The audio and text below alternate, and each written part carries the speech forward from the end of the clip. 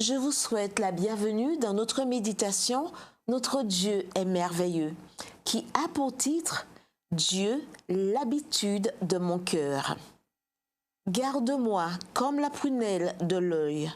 Cache-moi à l'ombre de tes ailes. Psaume 17, verset 8.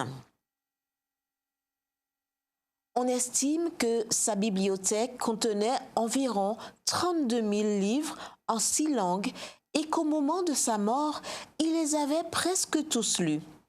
On dit qu'il était l'ami des pauvres et que la reine Victoria le détestait parce qu'il s'opposait à l'idée qu'elle étende son empire en sacrifiant des vies humaines. Qui était ce personnage particulier ? C'était William Gladstone, 1809-1898. Premier ministre du Royaume-Uni en 4 périodes différentes et membre du Parlement pendant plus de 60 ans. Selon Frank Boerham, William était encore très jeune quand, parcourant les rues de Londres, il comprit le sort terrible des vendeuses de faveurs sexuelles pour survivre. Il décida alors qu'il ne se reposerait pas avant de rendre la joie au moins à certaines des femmes dont la vie avait été ruinée par l'égoïsme des hommes. Et il tint sa promesse. Quelques années plus tard, il fonda avec sa femme une maison où ces femmes pouvaient apprendre un nouveau métier et commencer une nouvelle vie. Où trouva-t-il l'inspiration pour mener les batailles des plus faibles tout en accomplissant tant de choses dans sa vie ? La réponse se trouve peut-être dans une déclaration qu'il a écrite dans son journal quand il avait à peine 21 ans.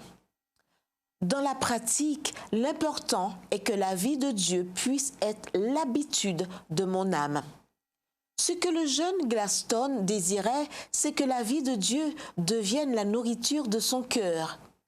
Il n'est donc pas surprenant de savoir que lorsque Lady Battersea, auteur de Réminiscences, demanda à Gladstone de reprendre dans un livre une de ses pensées préférées, il écrivit « Garde-moi comme la prunelle de l'œil, cache-moi à l'ombre de tes ailes ». Psaume 17, verset 8. Selon Frank Boerham, pour Gladstone, le sentiment de la présence divine était le refuge où il pouvait toujours aller pour trouver la sécurité. C'est pourquoi, d'après l'un de ses visiteurs, il avait accroché chez lui un tableau disant « Le Dieu d'éternité est un refuge.